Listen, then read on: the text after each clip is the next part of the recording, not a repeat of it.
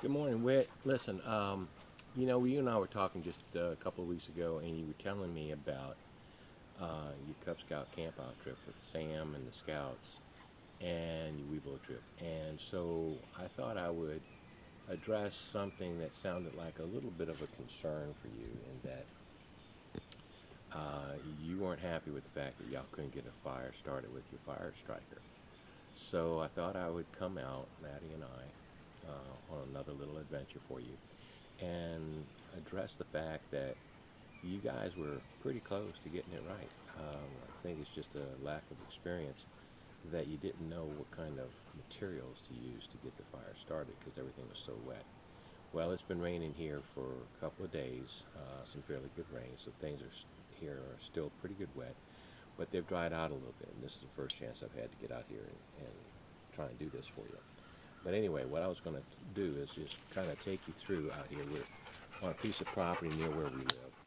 And what I was going to do is just take you into a wood area that you would find um, the right material for it. And one of the things you look for is not stuff that's on the ground to use, because that's going to be your material that's going to be the most wet.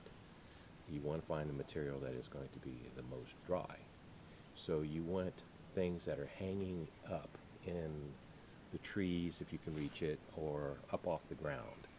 And or you can try and find something that's known as a dead standing tree. That means it's dead and that it's still standing, not having fallen over on the ground. So an example of a dead standing tree, and I just got out here, and it's got a good bit of that kind of stuff. So I'm going to turn the camera around so that you can see just what I'm talking about. Okay, give you some examples. Well, one example here is that stuff that's hanging up. This is all a piney forest. So this is a piece of wood that's hanging up in a tree. So you would want to obviously get it and pull it down to process it and use it for burning material. And if you look at the end of this guy, you can see just how absolutely wet he is. Okay, so we're going to try and come back to him in a minute and try and process material out of him. Now, he wasn't laying on the ground. He was hanging up in this tree, or these trees right here. There's a couple of trees that he was kind of caught up in. A dead standing tree, Whit, is, or dead standing, is usually a tree. This is a pine tree, and you can see the bark's coming off of it. This tree is dead. So if we were to cut down this tree, you heard the snap. This is how dry it is. It's dead. This guy's a gone pecan. So what you're going to do is you're going to look for these kind of guys where you got the bark that's peeling off of them just by natural decay. Okay. This would be a tree right here that we would want to cut down and use if we were going to be spending any amount of time out here, and we're going to need a lot of firewood. I'm not going to do that with this guy because this is just a video to show you some of the elements. To see the dead pine needles up in here? This is really good stuff, but I can take it and I can put it in my hand and I can feel it. It's still damp. So will this stuff burn? Yeah, but we got to do our due diligence first. So let's see what we can find. Here's another example. This is a limb that came down, or it may have even been a tree, I don't know.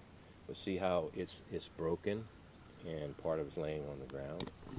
So this is up in the air. So this is going to be a good piece right here. To the outside touch, I can feel it's wet. Okay, so that's going to be another piece that we're going to use. And I'm looking over here, and I just happened to notice this little stump that's up out of the ground. There's another dead standing tree right there. So you can find this stuff, but you got to go looking for it, and you got to know what you're looking for. It's not really hard. But this little guy right here, nah, he's too far gone. I was going to see, maybe we'd have some fat wood there. But I'll show you how to get some fat wood too. And here's another example of a dead standing tree. This one's been dead for so long. This last storm probably had enough wind in it to knock it over. But there's a dead tree. Now, boy, I tell you what, we'd be in hog heaven if we were going to be staying out here any length of time. We got plenty of tinder and kindling and firewood. But we got to find the right stuff to be able to start a fire using a spark. So I'm going to shut the camera off for a little while and do some foraging for the right kind of tinder, the dry stuff. This little guy right here, there's punky wood. There's your punk wood right there. So we could take and we can make char material out of that if we wanted to. It doesn't have any pitch smell in it, so it's pretty well dried out. But it's punky wood, or punk wood. So this would be good charring material right here. All right, so Maddie and I will be back in a minute or two, and we will get the show on the road. Okay, Whit. I just took my Laplander saw, which is this guy right here, that is a good processing tool. This is as valuable as a knife in certain instances. It can process a lot of wood in a very short period of time. And I found some stuff that was on this particular tree, which is a live tree, okay? But I took it off at the trunk of the tree right here because it's dead on the ends, so the limb is dying. I pruned it off right at the trunk of the tree. That's the healthiest type of cut you can make for a tree to keep it healthy. That tree will heal that over just like if you cut your finger, it'll heal over. The tree will heal itself over right here where I took this limb from. All right, but inside the limb, right here, that's some really nice fat wood right there. Not much, but it's a little bit. It's all that we're going to need. The other end, like right here, that's dead. She's gone. See right here? That's dead wood. So we're not doing anything destructive. In fact, we're being constructive in the health of the tree where it goes. In the overall scheme of things, this is like a grain of sand on the shore of the ocean. But anyway, let me go ahead and cut the camera back off, and then we'll come back and we'll start processing it. I just don't have enough hands, and I don't have a cameraman. Maddie needs to grow thumbs if she's going to shoot video for me, and I don't think that's going to happen. Hey, Whit, now here's a good example of what I was telling you just a moment ago. These are two pieces of pine, approximately the same diameter, same thickness, and one was laying on the ground, that's the one on the left, and the one that's on the right was hanging down from the tree, so it was vertical. The one that was horizontal on the ground, you look at it, it's pretty yucky. All right, this one looks all like fresh wood. That's your dry wood right there. Okay, it's a little damp, still a little bit damp, but not bad. And what I'm going to do is I'm going to take this and I'm going to process it, and we're going to make our firelay out of this material right here. Okay. So again, not having a cameraman or more than one pair of hands, I'm going to have to shut the camera off, and then I'll be right back. I meant to mention to you, Whit, and overlooked.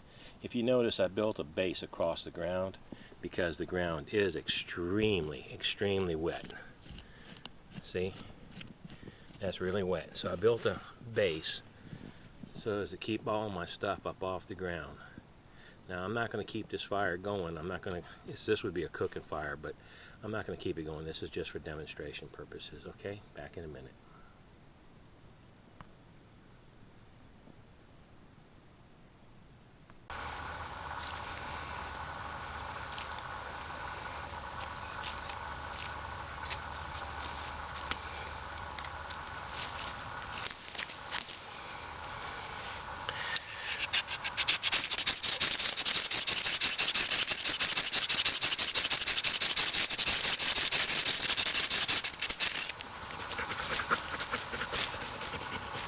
Don't want Maddie's huffing and puffing to put this thing out. Alright. So, gotta get our fat wood. Take advantage of that.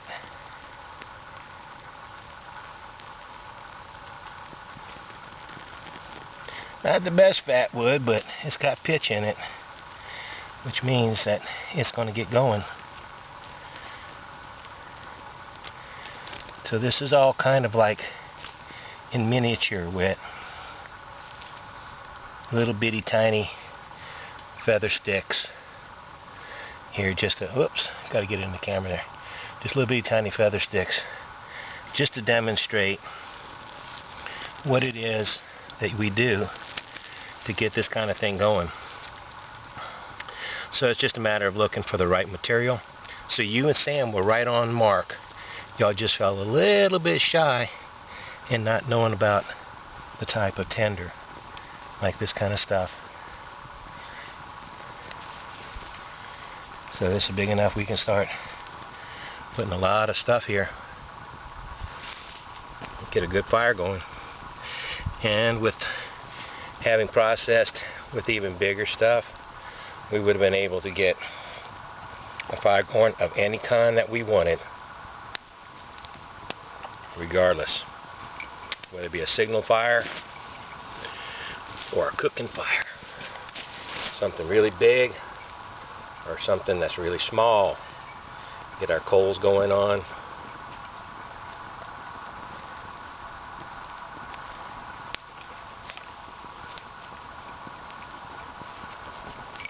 Make some biscuits, some coffee or tea, make an egg, do some bacon, which, you know what, if I can, this is Christmas Eve day, so if I can, what I'll do is Monday, I'll make sure that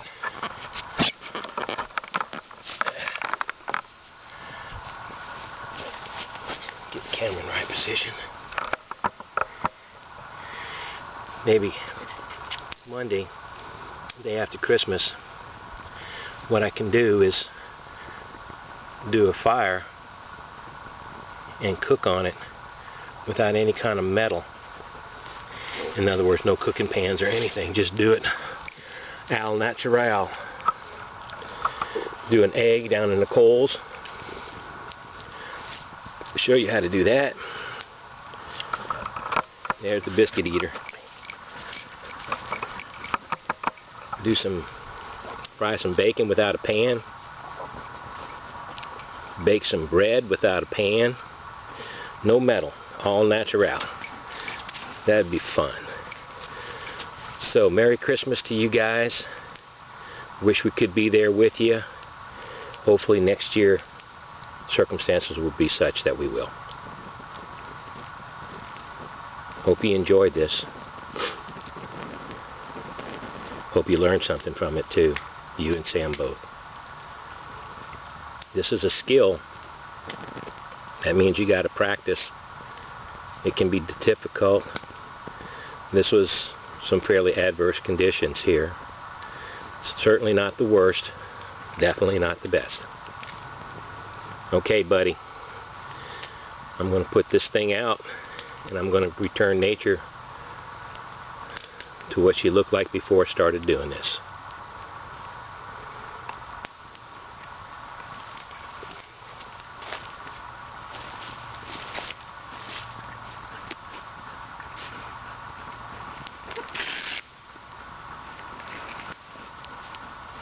Remember, it's just as important to extinguish your fire as what it is to start it. So,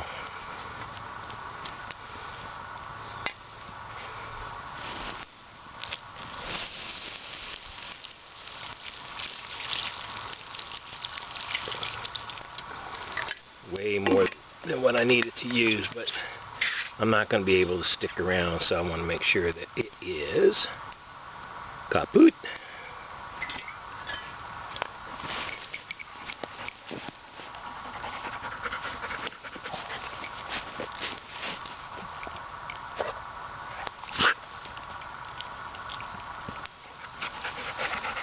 Shouldn't be coughing while we're filming Maddi. Is you rude? Alright. So our fire didn't go down deep. Okay. We can take our sticks, move them out of the way, so that which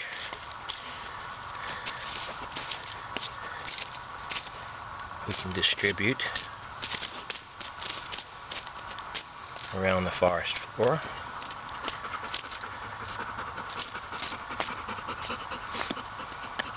And you saw the importance of fat wood. You can't beat fat wood. It is Mother Nature's best.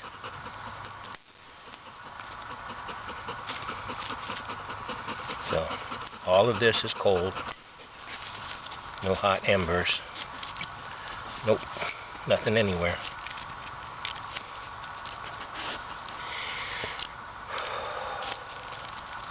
And all of this coal material, wet, this is good. You can use it for water purification, gunpowder, part of making gunpowder, all that kind of stuff. Uh-oh. What's that red stuff? Came off my finger right there. Somehow or other I nicked myself. Alright, everything out. Everything out. Okay.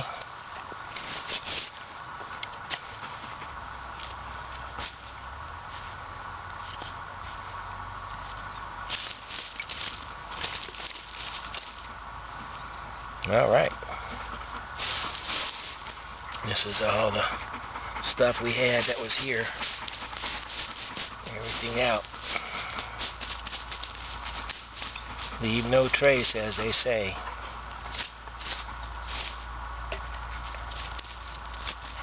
You know, one time you told me to leave no trash. That's true too. Because if you get rid of all your trash, you did the right thing. If you didn't get rid of all your trash, somebody's not going to appreciate you. So, everything's out. Everything's cold. Cold, cold, cold. So, we're going to start turning her back to her regular self. So she looks good again. El natural.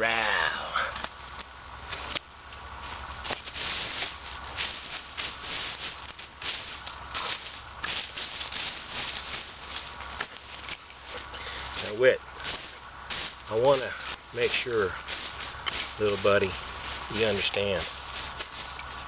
You never, ever, ever leave until you know for sure that the fire is extinguished.